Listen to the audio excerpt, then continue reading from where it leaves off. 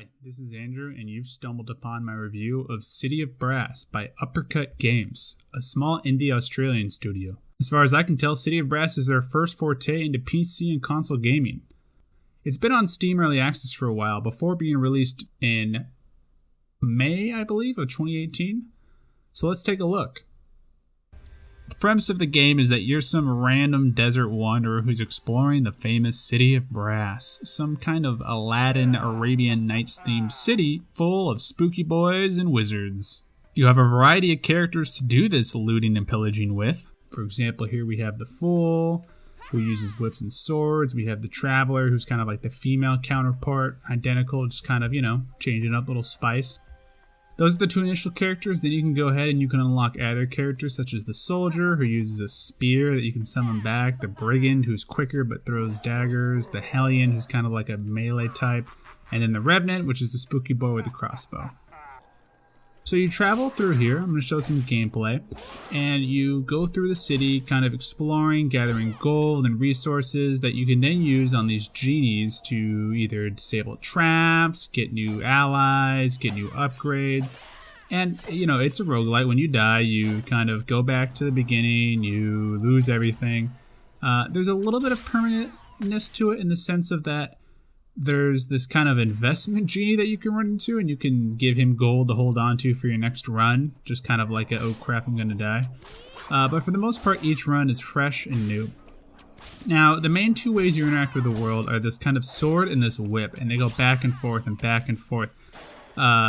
the left click, right click. And the sword's kind of your basic sword, you just kind of slash and hack people, there's nothing special there. But the whip, man, the whip is excellent. It's this kind of third limb that you've got, right? And you kind of see here, you can use it to kind of bash enemies away. You can stun enemies. You can kind of flip their helmets off or take weapons out of their hands. You can grab gold off of shelves or grab items from corners and throw them. It's really interesting. It's like this kind of, I don't know how to describe it. It's like a tool and a weapon and a ranged weapon and a kind of melee weapon, I guess, all at once.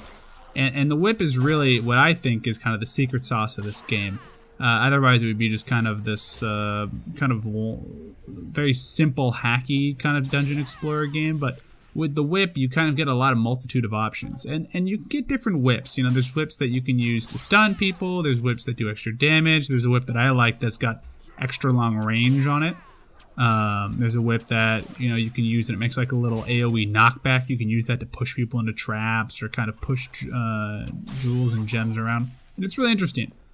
Now, the sword, on the other hand, I haven't had as much kind of creativity with it. I would have enjoyed kind of some more physics based with the sword. Now, you can slash people in their sword, or you can kind of like hit enemies and they can kind of block it just to having a sword in the way, but it's not really a key part of the combat, right? You're not like, this isn't like War of the Roses where you're using swords and parrying and blocking and dodging. It's generally just kind of spamming right click. But the sword's secondary. Focus on the whip, right? Whip it good, Devo, focus on the whip. Now, you not only have to be concerned about spooky boys like skeletons. I mean, you got your skeletons with no legs. You got your skeletons that are just heads. You got skeletons with funny hats on, skeletons with helmets on, skeletons with armor, skeletons with bows, right? All sorts of spooky boys just kind of running around the City of Brass. And while they do have different abilities and they're kind of dangerous, it's more of when you have the traps layering with the enemies is where the game gets interesting. If you just take a single enemy in here, it's really not that special. It's when you take multiple spooky boys and kind of stack them on top of each other. Here's an example of me getting the Companion, which is an item that you can get from one of the genie shops, and it's just kind of your own spooky boy that follows you around, and he's just kind of like your little guardian. I enjoyed him. He added kind of a little, I like pets in games. I like kind of getting things that NPCs that follow you around. And later on, we'll show some footage where I kind of get an army of them, my little army of the dead, But for the most part, it's not the singular enemies, right? You can see here that you can kind of take them down. I don't even need my blue boy here, but I like to have him because he's nice. You don't really need to focus to take down these enemies, but when you have 2, 3, 4 of them together, plus a sand trap, plus a spike pit, plus some fire, that's where things can get kind of spicy, right? And that's kind of where the magic of the game is. It's this dance. It's this dance between, oh, there's a spike trap here and a smoke pit there and a skeleton there and then a wizard over here and oh boy, duck, duck, dodge, do all the D's, right, to avoid the enemies, while also kind of pulling off combos. So we can see here, you can whip to pull up, throw your spear down, resummon the spear, which I like that animation. I think that looks great. Do a little dance here. Oh, whip him in the feet, stab him, right? It's like a little back and forth. We got a little spooky boy in a dress here. Boom, whip him in his feet. Pow, get stabbed, right? Get wrecked, idiot. GG, right? This guy's trash. And it's that kind of fluidity to the combat that, while not complex, it's the kind of rhythm to it, right? You almost kind of hit like a flow state where you're just whipping and tossing and throwing and whipping and tossing, and you're really just managing your movement through the environment. Speaking of environments, this is like the kind of grass and red trim area here. The environments are decently varied. There's kind of commoner bazaars, there's a little bit more sophisticated palaces with marble, there's some night levels, there's some levels that have more like marble with purple or marble with red. I would have liked to seen a little bit more variation, especially when you go into the more demon heavy areas. I would have liked to seen maybe like a kind of hell themed or more demonic themed. It's the issue with the game, I think, is that everything is front loaded. You get this whip, you get the sword, it's a lot of fun. The levels are beautiful, the art style is gorgeous, but then you kind of realize, oh, well, all my whip replacements are just kind of more whips that do the same thing. And oh, all my sword replacements are basically just swords with more or less knockback. Sure, you can get a spear which you can throw, which I like. You can get a crossbow, which is nice, you can get the genie that punches. But when you compare this to maybe other roguelikes where you have so much variation in weapons and spells and systems that, each one can really play different. At the end of the day, these runs are going to start to feel very samey very quickly. And that's an issue with roguelites, right? Is the repeatability. You're going to be playing these games over and over and over.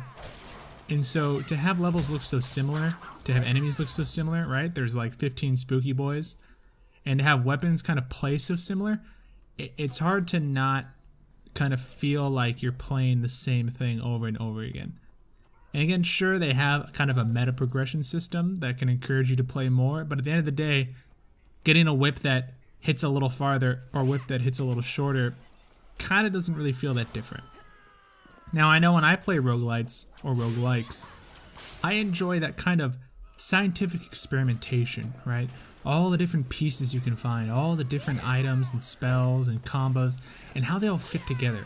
When you're playing Binding of Isaac, it's like, what's going to happen if I take the fetus and the laser and the holy rally? Oh my, it's making this giant, like, abortion cannon. Like, this is crazy. Or like, oh, what happens if I take this orbiting tear and then multiply it with speed and then add, like, a remote detonation to it? Or, if you're playing a rogue, more like rogue type game, like actual roguelike, it's like, oh, yeah, I found a blizzard. Let's see if I can turn this guy into an ice wizard, but hopefully it depends on my finds in this dungeon. Oh, I found a hammer. Well, then I might turn him into some sort of frost berserker, right? Like, you have to kind of play with the items you're given. In this game, you're not really playing with the items you're given. I've gone whole runs where I've had 6 or 7 items, and I didn't even notice. Right? Like, I barely noticed, oh, my whip reaches a little far. Oh, okay, that's nice. But I still just was kind of dodging traps, dodging skellies, dodging fireballs, kind of dancing around, which is fun. But, I've done this for a while now. I've played this game decently, and, I've done the ducking and the dodging and the rolling and the diving. And so you don't get that kind of potential for the run, right? Or that kind of crazy laugh out loud shenanigan combination that you can show your friends. It's kind of... It can feel samey. Here we have a boss fight. This is a pretty interesting dynamic. I really like the art style on this and the character and how they kind of throw these electric balls and you have to whip them back. things like this do add spice to it. You're going to be facing the same boss kind of time after time, and while these are more complex than, let's say, like a Binding of Isaac boss where there's, you know, it's 2D and this is obviously a 3D character in 3D space, I would have liked to seen more boss variation, and I think that just kind of sums up how I feel about this game.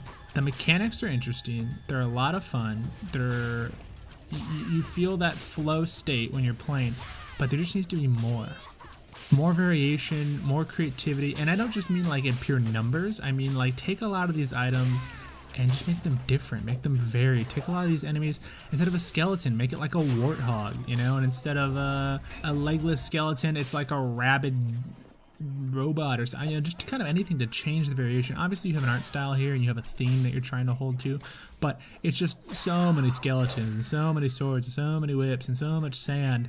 It all just kind of blurs together, and I think that's going to unfortunately bring what is overall a great idea down a little bit. If they ever make a City of Brass 2, I'd be very interested in checking that out and seeing what they have to offer, but at the moment I'd say that this is definitely a kind of value game in the sense of I would either buy it on sale or I would buy it for like the $9.99, $15.99 kind of range. I wouldn't be paying more than $20 for this type of game, and that really just sums it up. Great execution, but needs more creativity and depth. A game like City of Brass will keep you very entertained for a couple of hours, but don't expect endless hours a la Binding of Isaac or FTL.